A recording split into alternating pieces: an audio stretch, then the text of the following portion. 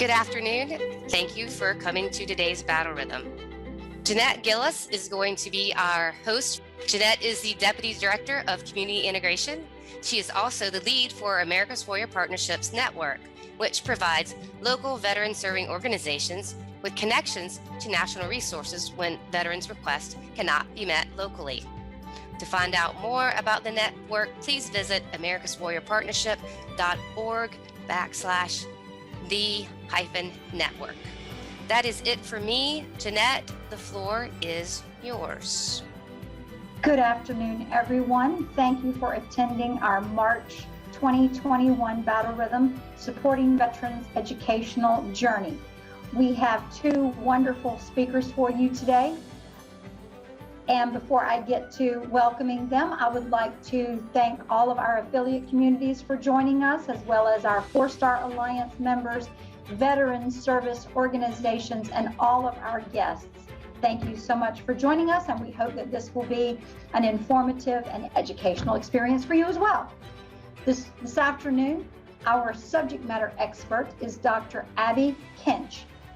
Dr. Kinch is the Vice President of Programs and Services for Student Veterans of America.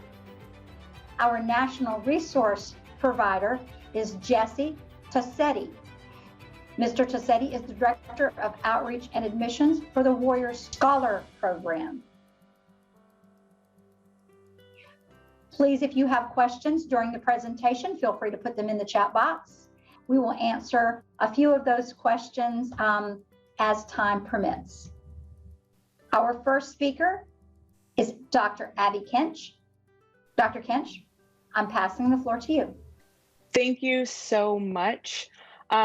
So my name, as Jeanette said, is Dr. Abby Kinch. I'm the Vice President of Programs and Services at Student Veterans of America. My pronouns are she, her, hers.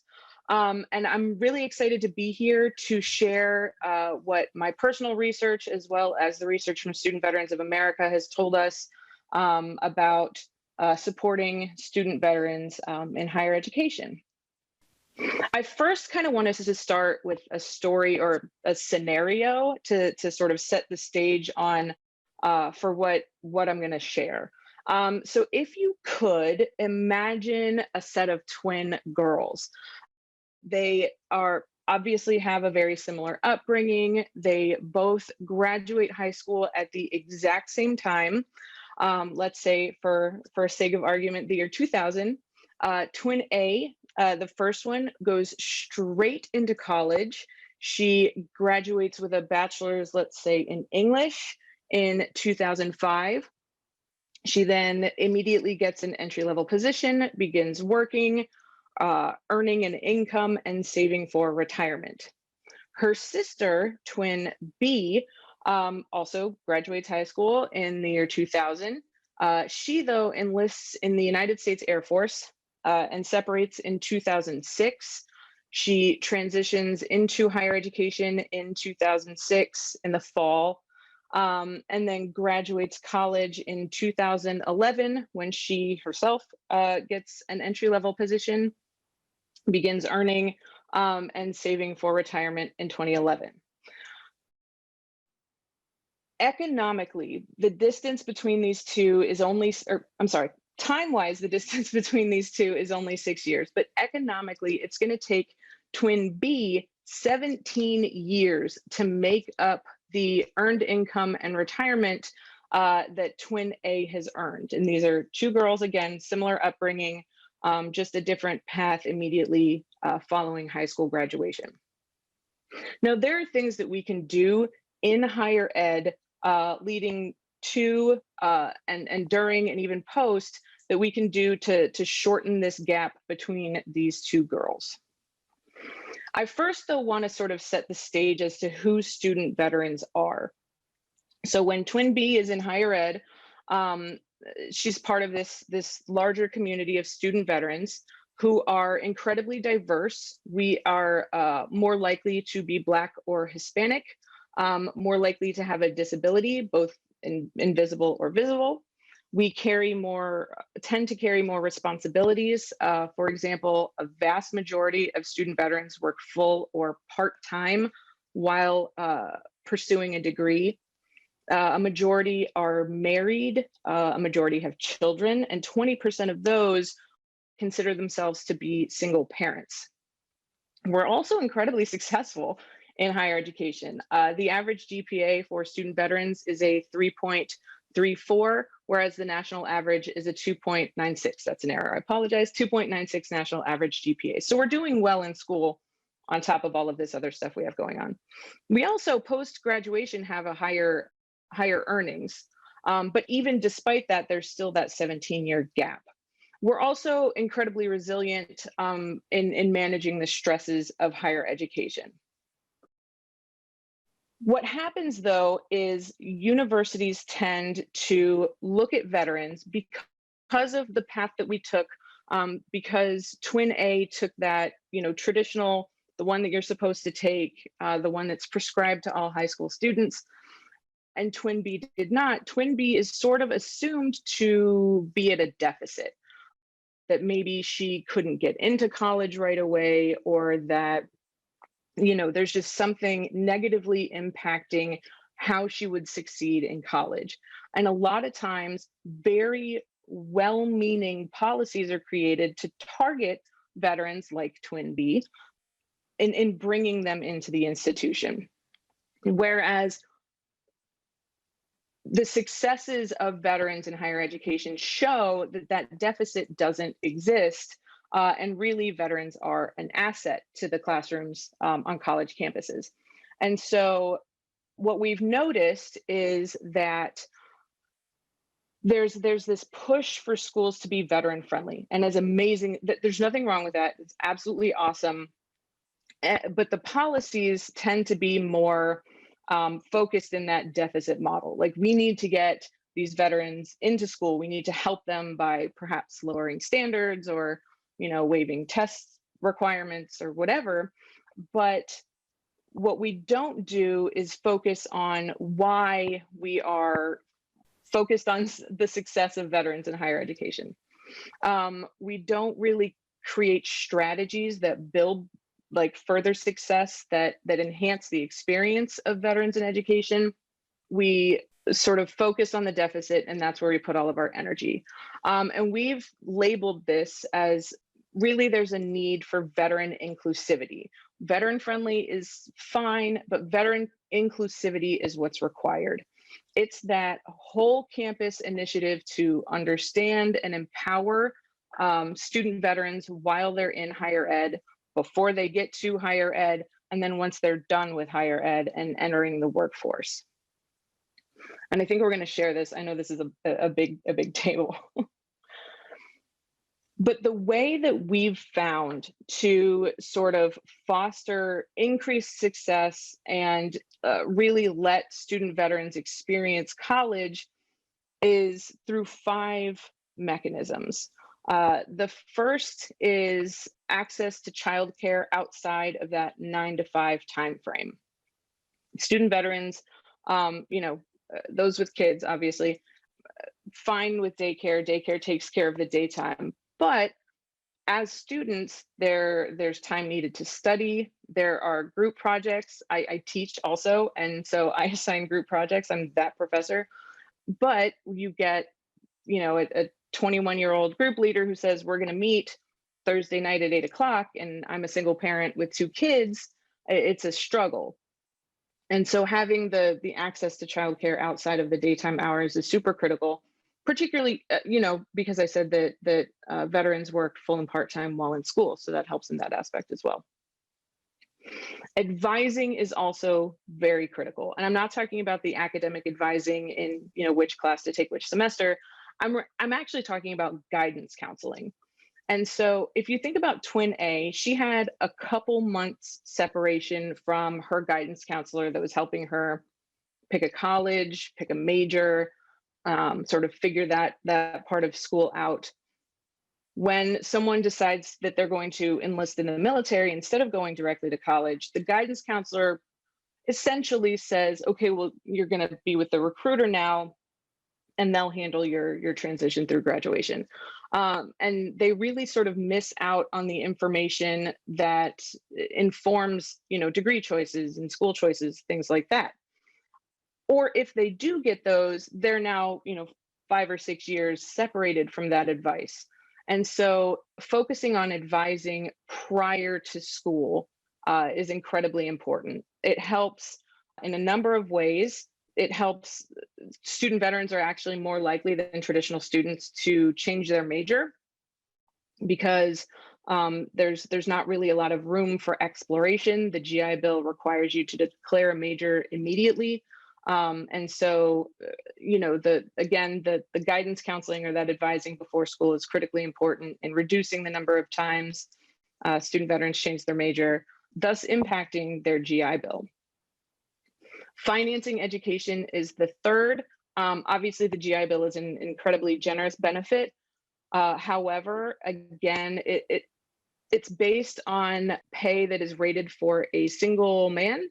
And as I said, many or a majority of student veterans have spouses and children, and thus take on full or part-time jobs to sort of fill that gap financially.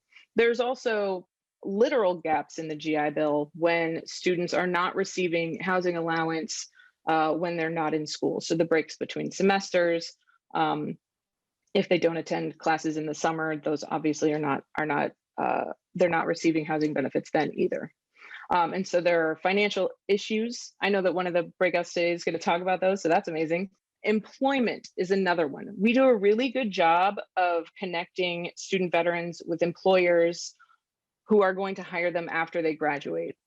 And that's not what I'm talking about. Like I said, full or part-time, I'm going to harp on that. Full or part-time jobs while they're in school. And those are by and large in retail and food service. Now, if we think back about a year when the pandemic first hit, there were two industries that were hit the hardest, and those were retail and food service. And so we saw a lot of student veterans, that supplemental income was all of a sudden gone. So that's sort of what we've been working with through the past year.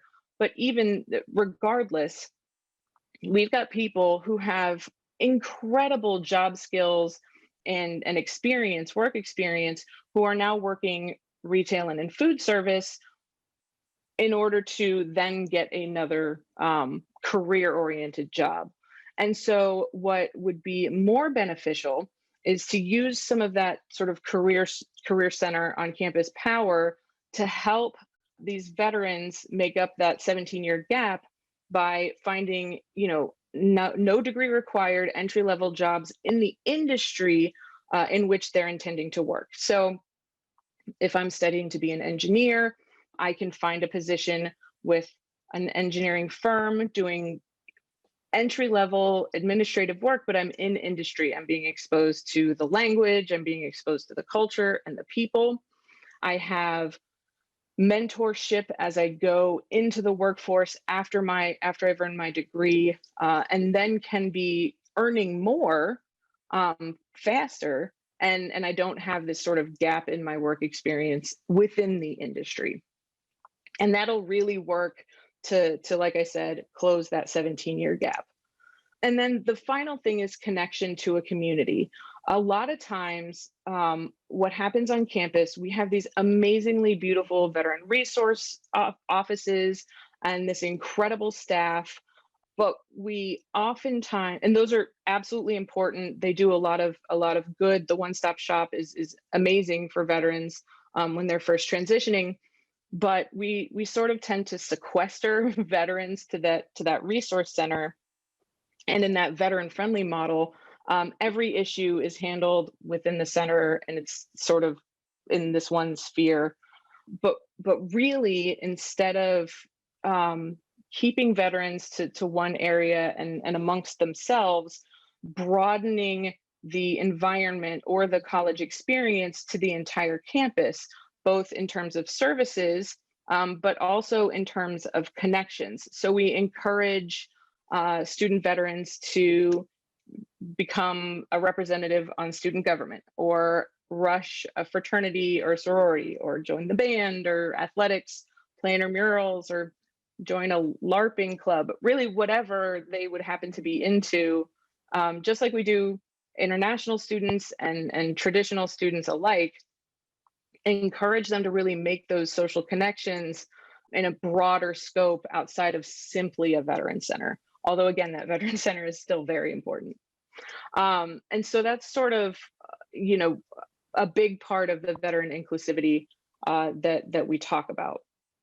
So when we put all of this together, we know that veterans are succeeding in college, but what we're sort of intentionally on our part, but unintentionally on the part of higher education, is we've just got these blinders on that lead straight from admissions to graduation, where we're not interacting on campus because we think we're in a rush to get through it, but we're missing out on so much more of a network build, of the experiences of higher education or of college and everything that can bring. And so we're left with this 17-year gap to where my sister gets to retire before I do. I'm twin B. And so what we're really working on at SVA, and what I'd love to talk to anyone who's interested, in this group included, which is why I'm super excited to be here, is all of the opportunities on college campuses to enhance the experience for student veterans and to close that gap. So I'll be excited after Jesse's done talking. I'll be excited to answer any questions that you have. Thank you so much. All right. Thank you, Dr. Abby Kinch. Once again, my name is Jesse Tosetti. Pronouns are he, him, his. Like I mentioned in the beginning, I'm the director of Warrior Scholar Project, director of outreach and admissions. At Warrior Scholar Project, we've got our sole mission is to empower enlisted veterans and service members to also amplify their voices as civic leaders. We want to do that by serving as a skill bridge that enables them to successfully transition to the classroom. I know myself, when I transitioned about 7 years ago, I hadn't been in school for more than 20 years, not counting the military schools that I attended. And I really didn't know if I would be able to fit in or do well in that environment. We also want to make sure that they're informed consumers of higher education. There's one of the breakout rooms today. We'll talk about funding for, besides your GI Bill, to cover the cost of your college education. We also want to increase their confidence to apply to and complete rigorous degree programs at top tier institutions. But we also want to make sure that we meet them where they are at and to give them the chance to succeed, and then offer sustained support throughout their pursuit of higher education and then into the workforce. We all believe that service members and veterans should have the access to the higher education and are committed to working to address the gaps in the education, minority students, women veterans, and enlisted service members. The diverse experience of enlisted service members and veterans provide them with a unique skill set to be successful in higher education and beyond. I myself, when I joined the military just to get money for college in the mid 90s, and then never really thought I would go to college. At that time, the landscape for higher education was a little bit different than it is now. And so I'm from a hometown in Southern California where only 11% of the population achieve a college degree. And so if I can make it through, almost anybody can. And so that's what we're there designed to do. How do we do that? We host academic boot camps.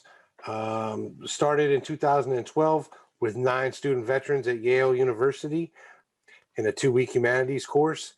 We were founded as a result of Jesse Rising was one of our 3 founders. He had 2 roommates, Nick Rugolph and Chris Howell.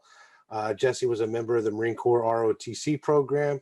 He suffered a debilitating injury in his last football game, a Harvard-Yale game. Didn't pass his physical for service in active duty, and he wanted to give back. Chris Howell had a brother who was Special Forces, who was dealing with a lot of the issues that transitioning service members deal with. What's the best option for me? How can I succeed? Will I succeed? A lot of self-doubt with imposter syndrome and the such. And so they went to some facilitators, professors at the institution, and that's how we started. We've since grown now to 21 institutions this summer. We've provided services to 1,400 student veterans over the last 10 years. Last year, we served 203 students. That's individual students. If you look at the numbers, they don't really match up with 203. I'm not a great math person, but I can tell you that 182 plus 84 is greater than 203. But that's broken down into participants and seats of our 29 weeks of programming that we do. We offer, excuse me, we offer 1 week courses in humanities where we use Tocqueville's Democracy in America as the base point with the curriculum. We partner with the institutions. They have professors that come in the mornings and provide lectures and open classroom discussions to give a real world feel of how it would be like to be in these institutions and to have these discussions with these professors and interact with their peers and their fellow undergraduate students. In the afternoon, they work with writing professors to develop a 4 to 5 page argumentative paper with resources, reference points, and to pull information that would support their argument in that paper. In the evenings, they work with writing tutors and our fellows. I believe that our fellows are our most important piece of our program, and that's individuals that have gone through in the past with us and gone on to matriculate at a 4-year institution and want to give back and come back instead of working an internship in the summer, work with us. It's a paid position to give some one-on-one close training with that. And we also have writing tutors that we hire from the service center at these institutions. And then at the end of the week, they turn in a paper to the writing instructors. They're not graded, but they're given feedback and they develop that relationship. Our STEM program basically works the same way. It's based on physics, and they do small group exercises in the mornings. They get lectures in the afternoons from professors at these institutions. As an example of the type of staff that we deal with, Dr. James Peebles is the 2019 Nobel Prize laureate for physics. He's also a professor at Princeton, and he's taught in our course at Princeton since 2018 when we added the STEM week at Princeton. And then in 2019 at the University of Southern California, we started a business entrepreneurship 1 week program, and it expanded in 2020 to Notre Dame. Once again, this gives a breakdown of the humanities portion that we talked about with what they do. Each of our courses are designed to simulate the roughest finals week that they'll appear in. We call it an academic boot camp for a purpose. When I first joined the organization in 2018, I was like, there's not really a comparison in the educational space to boot camp. And then once I saw it in person and saw that what we do is truly a boot camp style, it's very similar to when you come to Paris Island or San Diego or take the bus from Chicago to Great Lakes, Illinois, and you begin it. It's an immersive environment. Pre-COVID, we would have them show up on a Saturday afternoon at the campus. They'd live in the dorms for a week. They'd eat at the dining facilities. They would travel back and forth to class and the like. And then, like I mentioned before, with STEM, they do the workshops. And then the business and entrepreneurship is daily seminars on the fundamentals of basis, the fundamentals of business, and they get lectures in accounting, finance, and marketing strategy. They work in small groups, and on that Friday afternoon of the last week of the course, they give a pitch presentation. We have 2 STEM courses that are individually standalone programs. The others are in conjunction with a 1 week humanities, and our business and entrepreneurship is in conjunction with a 1 week humanities course. So like I mentioned before, previous to 2020, everything was immersive. It was in person. Last year, we had to switch to a virtual environment, kind of figured how are we going to make that work. We decided in the last week of March, with the uncertainty of everything, that we would pivot towards a virtual environment. At the end of each course, we do post-course survey collections. And as you can see, 99% of the respondents of our post-course survey in 2020 said that they would recommend WSB to other veterans. The mentorship I received was amazing. Everyone was great, and I learned some great skills. 99% agreed that WSP is fostering a great learning environment, supportive and inclusive. 97% agreed that they were more confident that they will succeed in college. I point that one out similarly because no matter where you're at in that journey, I don't want to speak for all my brothers and sisters, but one of the large findings is that we see an imposter syndrome. I know myself, when I got the night before I started my master's degree at USC, I'd already completed a master's and an undergrad degree at a private institution in New York City. And I was still worried about, could I succeed at USC? I had applied to USC as an undergrad and for business school and got waitlisted to both. So I was still a little nervous. And so we want to make sure that that's one of the things that we deal with is the imposter syndrome there.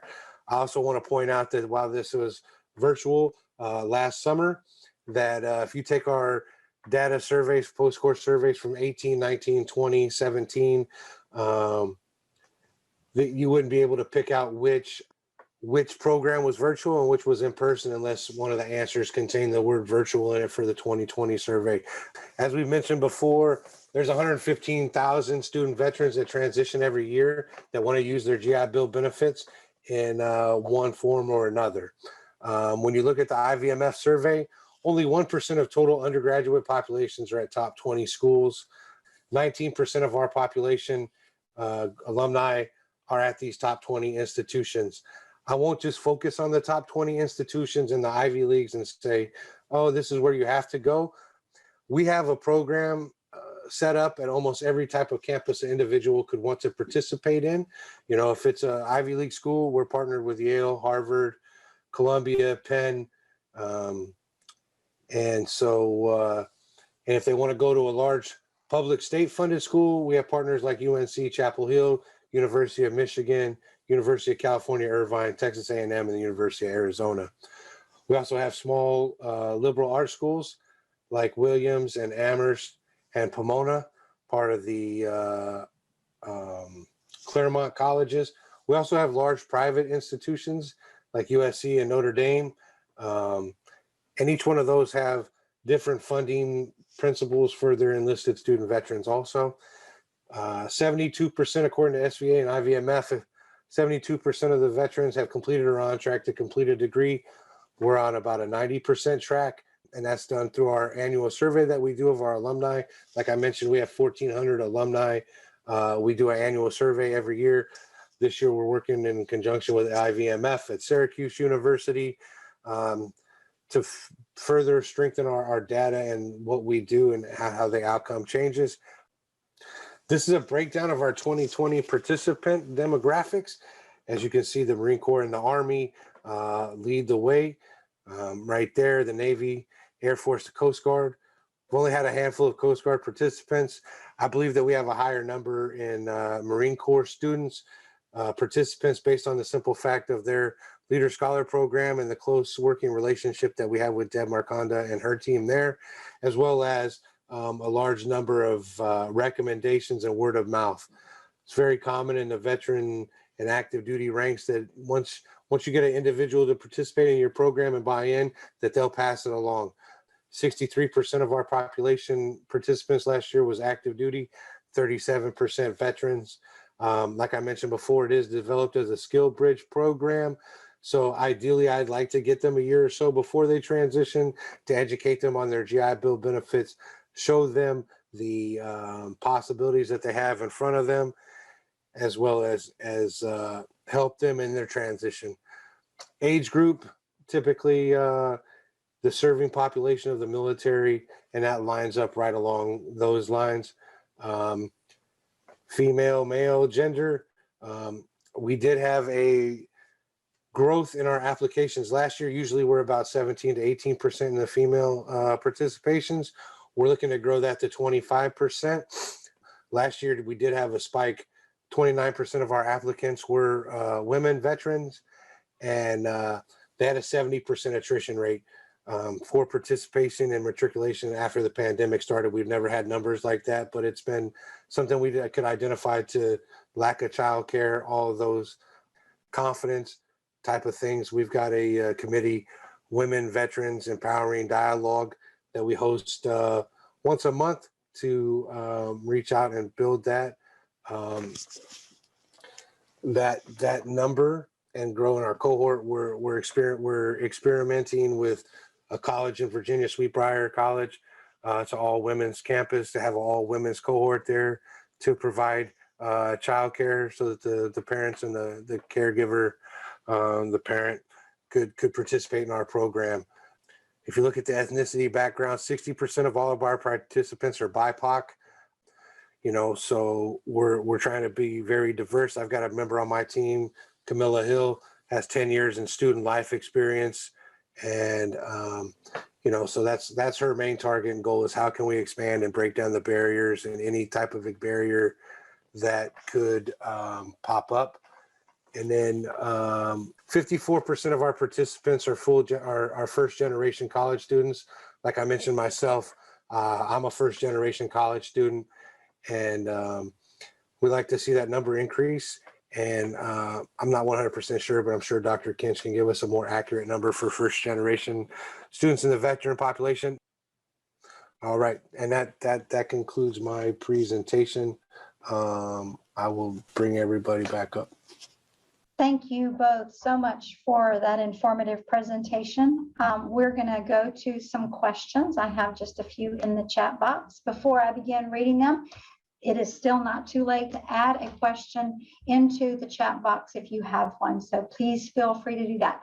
The first question that I have says, what has SBA seen as the proportion of schools that are veteran inclusive versus veteran friendly? So that's a really amazing question. So veteran friendly is actually what, it's more, okay, I'm going to sound cynical, but I'm not cynical, I promise. It's more of a marketing term. And so it's, the school is veteran friendly or military friendly or really however you want to phrase it. And there's really no definition of veteran friendly, but it's used as a marketing tool. So people don't really identify as being veteran inclusive. It's not something that they can put on a website, but we are getting a lot more engagement from schools across the board. It's grown exponentially since we started sort of talking about it and presenting it at events like this one. We have a really good relationship. I actually presented on this at a conference with Colonel Jerry Smith, who's at the Texas A&M system. And so, excuse me. And so we're seeing big growth in Texas, North Carolina, Florida, all over really. And so, yes, it is very frustrating. But having these conversations is really important. But I appreciate the question. And I think if we start advertising more of what we do in schools for veterans, rather than just saying I'm veteran friendly with very little definition as to what that means or indicates to veterans themselves, that would be more helpful. Thank you, though. Okay, you've got a question directed to you. There's a lot of questions in the chat box, but there's conversation going on in there that's answering some of them, but this one is directed specifically to you. Dr. Kinch, are you saying schools should get rid of military veteran centers or just have them be better tied with the rest of the campus? Not many schools can afford a standalone center with all the admin functions and are doing it that way already. Right. I am 100% not in any way saying get rid of veteran centers or military centers, or no, don't get rid of them. The schools that are better positioned to assist veterans have sort of branches in the rest of the university, and proactively and intentionally work with the rest of the school to better serve or empower the veterans on campus. So where we have if there's a school with just a certifying official, that's awesome. That person working with other areas of the university is very, very important.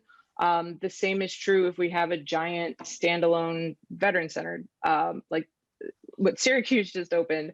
It's huge, and having that, with ties to the rest of the school, and having those people come to the veteran center and be a part, so that it's a part of the larger university and the larger school. That's the important thing. Whatever it looks like, however it operates, as long as it's well integrated into the campus community and even the surrounding community, that's the most important part. And liaisons are great. Okay. I don't see any other specific questions. It looks like, as I said before, there was a lot of conversation going in the chat box.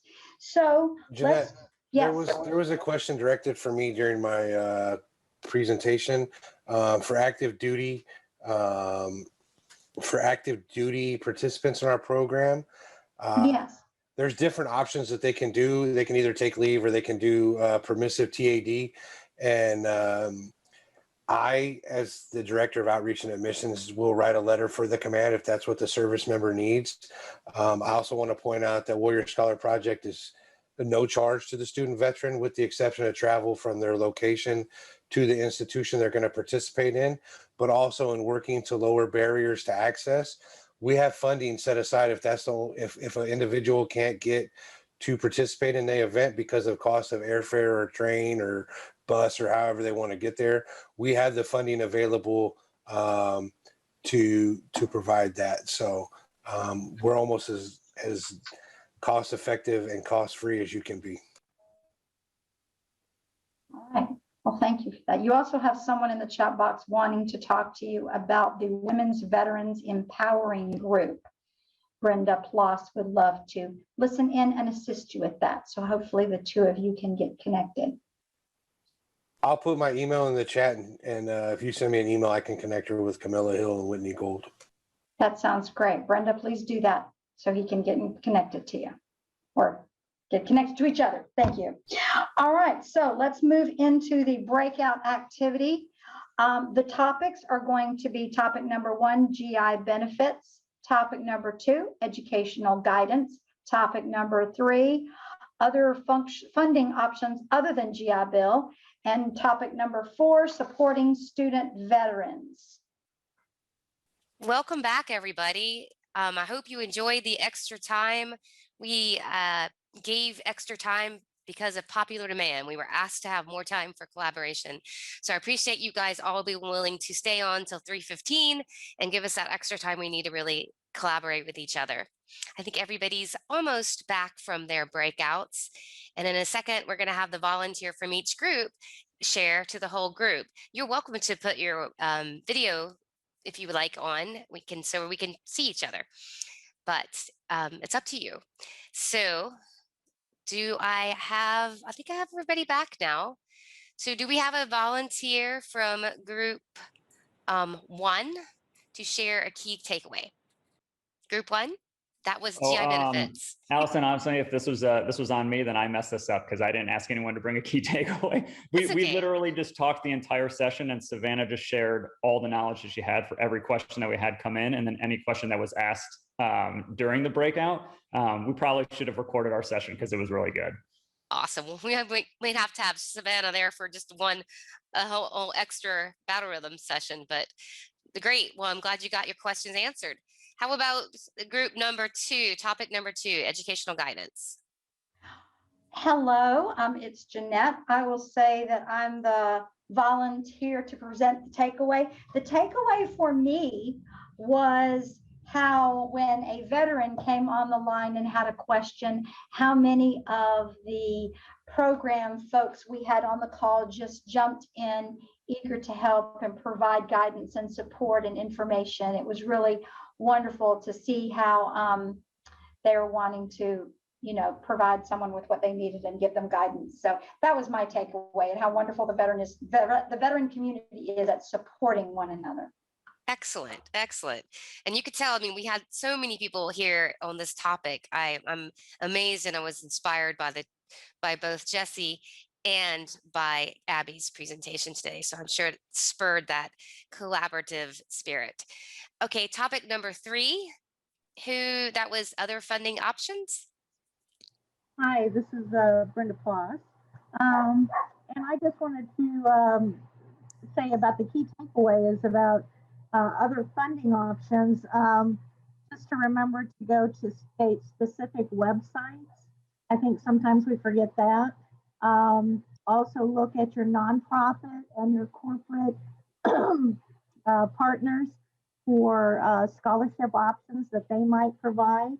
So there were a number of different sites that Joshua Wilson had given to us. One of them was from Joshua Wilson, fastweb.com, on to military.com for education.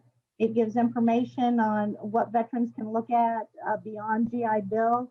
So sometimes we forget to look at further into those sites, and we just need to go into those military.com and just really go in and check it out all the way through to see what other options are available for veterans and their loved ones. Well, thank you. Thank you for that. It's great information. Thanks, Josh, for leading such a great session. Maybe we can even get some of that down on our after action notes. So I'll work with Josh for that. Hi, Scott. What about topic 4, supporting veteran students? And we had a great conversation, great group of folks, great subject matter experts. I think William is actually going to break it down for our group. William, you still on with us? Yeah, sure am, Scott. So hi, everybody. I'm Bill Brown, and we had a really interesting group. We had a little bit of everybody on our group, from Psych Armor to a volunteer leading a initiative to help GI Bill students get funding when school's not in session. We had Dr. Kinch. We had a couple other people that are helping in a lot of different roles with the veterans. And so the one thing Dr. Kinch said that I thought was really good was, you know, there's a lot of misconceptions on campuses with the student veterans, and we're not all ticking time bombs, and we have a lot to offer. And so she said something that's really funny, and I'm gonna take it away. But she said, you know, if you graduate high school and you go travel the world for a year and take a gap year, you come back, you're a lot more well-rounded person. But if you go and enlist in the military for 4 years, see the world, learn a lot, have matured, then you're a problem for that campus. And we got to do more so that it's not seen like that. And so a couple other things are that a lot of the college campuses do have places where the military and veteran students can go for help. So just the big takeaway for all the veteran groups is that if you do have students that are people that are getting ready to go to school and be a student, tell them to really look out for those military and veteran service centers first, because there's people in there that are just dying for somebody to come in that door or email them and ask them for help. They don't have to figure it out themselves. And going into higher ed can be like learning how to speak Greek. But there are a lot of resources that can help them see through to get started. And that's the hardest thing to do anything, right? Just to get started. So good conversation today. It's a great topic. Thank you. Thank you. Thanks to everybody for participating and giving us that little bit extra time so we can really have good discussions. Jeanette, I'm going to pass it back on over to you to round us out. All right. Thank you, Allison. Thank you all for joining us today on our March Battle Rhythm. We would like to invite you to our next Battle Rhythm on April 5th at 2 p.m. That topic will be support for children of military members and veterans. Again, thank you. We here at America's Warrior Partnership empower communities to empower veterans. And today we hope we provided you with powerful insights, best practices, new partners, and the tools to do that yourselves.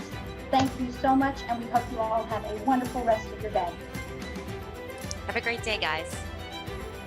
Bye, everybody. Have a good one.